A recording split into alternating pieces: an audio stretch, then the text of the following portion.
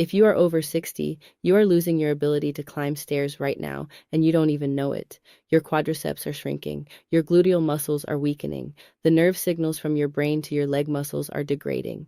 This is happening whether you are 45 or 65 or 85, and by the time you notice, you will have lost years of muscle mass you cannot easily recover. I am 102 years old. I spent 45 years teaching physiotherapy at Johns Hopkins School of Medicine. I published 63 papers on age-related muscle loss. I was considered an expert on sarcopenia, which is the fancy medical term for the progressive loss of muscle mass and function that begins in your 30s and accelerates after 50. I knew everything about how to prevent it. I taught hundreds of physiotherapists exactly which exercises would stop it, and at 67 years old, I could not climb the stairs in my own home. Let me tell you what that felt like, because you need to understand what is coming for you if you do nothing. I was hosting a dinner party, something I did perhaps 4 times a year. Colleagues from the hospital and the university. We had a lovely evening. Wine, conversation, the usual academic gossip. Around 10:30, people began to leave. I walked them to the door, said my goodbyes, came back inside. The dishes could wait until morning. I was tired. I wanted my bed. I walked to the bottom of the stairs, put my hand on the railing, lifted my right foot to the first step. Nothing happened, or rather something happened, but not what I intended. My leg trembled. My knee felt uncertain. I put my foot back down. I thought perhaps I had simply drunk too much wine. I tried again. Same result. The muscle strength was not there. The power to push my body weight upward had vanished. I stood there for several minutes trying to understand what was occurring. I had walked up these stairs thousands of times over 30 years living in that house. The stairs had not changed. I had changed. My body had betrayed me while my mind was busy elsewhere. I slept on the sofa that night. In the morning I tried again. It was marginally better, but still difficult, still frightening. I had to pull myself up using the railing, hauling my body weight with my arms because my legs could not do the work. That was the moment I realized everything I had been teaching for decades was not theoretical knowledge about other people. It was a warning about my own future that I had been too arrogant to heed. You see, I had committed the same error that many intelligent people commit. I had assumed that understanding a problem intellectually meant I was somehow immune to it personally.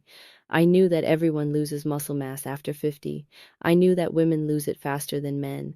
I knew that sedentary behavior accelerates the loss. I knew all of this the way you know that smoking causes cancer or that you should eat vegetables. It was abstract knowledge. It applied to other people, not to me. I walked everywhere. I was busy. I was thin. Surely that was enough. It was not enough. It was not remotely enough. Here is what I need you to understand, and I need you to understand it right now because you do not have time to waste.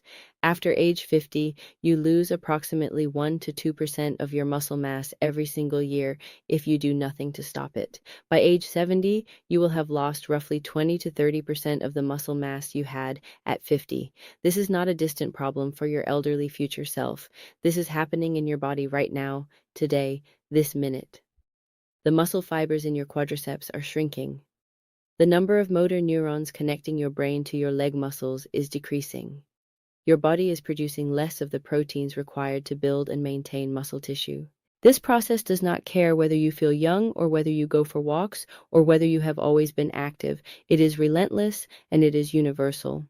The good news, if there is good news in this rather grim picture, is that strength training reverses sarcopenia, not slows it, reverses it. The research is unambiguous. Progressive resistance exercise can rebuild muscle mass and restore function even in people in their 80s and 90s. I have seen this in my patients. I have seen it in myself. But you must start now, not next month, not when you retire, not when you notice symptoms. Now.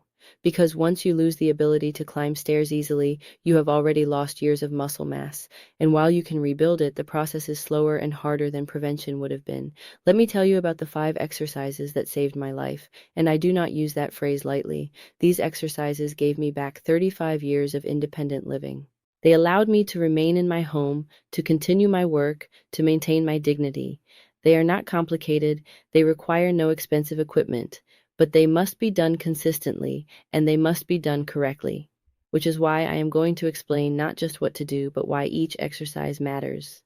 The first exercise is the slow sit to stand, and this targets your quadriceps and gluteal muscles, which are the two largest muscle groups responsible for pushing your body weight upward when you climb stairs.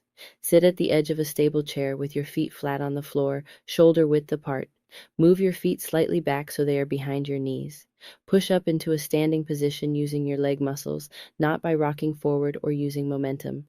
This is the concentric phase, and you should do it relatively quickly. Then, and this is the crucial part, lower yourself back down as slowly as you can manage. Take 3 to 5 seconds to lower yourself. This eccentric contraction, this slow, controlled lowering, is what builds muscle mass most effectively. The lengthening of the muscle under load creates the stimulus for growth. Do 10 repetitions. Rest, do another 10. Work up to 3 sets twice a day. If you cannot stand without using your arms for assistance, use them. Start where you are, but focus on that slow lowering phase. That is where the adaptation occurs. The second exercise addresses the gluteus medius, which is a hip stabilizer muscle on the side of your pelvis. This muscle keeps you upright and prevents your pelvis from tilting when you lift one leg, which is precisely what you do with every step you climb. You need a small step, perhaps 4 in high, or you can use the bottom step of your stairs. Stand beside the step, place one foot on top of it, push through that leg to lift your body up until both feet are on the step.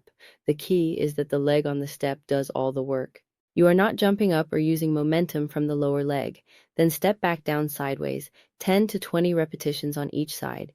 As you get stronger, use a higher step. The lateral component of this exercise is what activates the gluteus medius differently than forward step-ups would.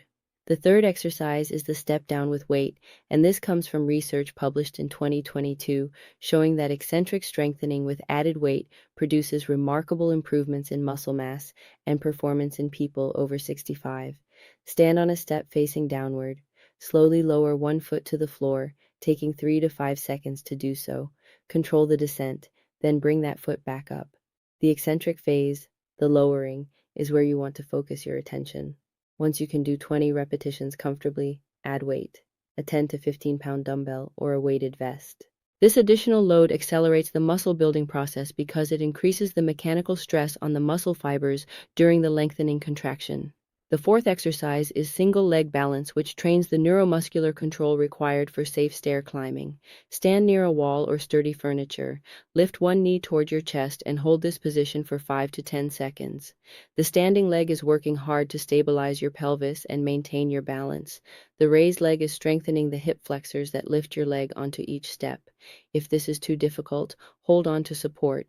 If it is too easy, close your eyes or stand on an unstable surface. 5 repetitions on each leg. The fifth exercise is the forward step up, which integrates all of the previous movements into a pattern that directly mimics stair climbing. Place one foot on a step that is at least 8 in high, press through that heel and push your body up onto the step. Bring the other foot up to meet it. Step back down, leading with the same leg. 10 repetitions, then switch legs. Focus on pushing through the heel of the elevated foot rather than using momentum or pushing off with the back leg.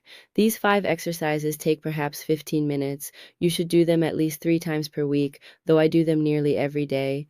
They are not exciting. They are not fashionable. They do not involve any equipment you would see advertised on social media, but they work. They work because they directly target the specific muscle groups and movement patterns required for stair climbing.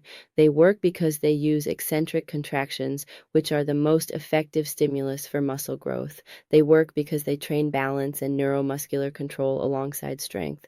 And they work because I am still climbing stairs at 102 years old. Here is what I wish someone had told me when I was 50 or 60. Your body does not care about your intentions or your intelligence or your professional credentials. It responds only to the mechanical stress you place on it. If you do not use your muscles, they atrophy. If you do use them, they adapt and grow stronger. This is not a moral judgment. It is simply biology. I wasted years knowing what to do but not doing it. I told myself I was too busy. I told myself that walking was enough. I told myself that I would start tomorrow or next week or next year. And then one evening I could not climb my own stairs and I realized that tomorrow had run out. You still have time. You still have tomorrow and next week and next year, but that time is finite and it is diminishing.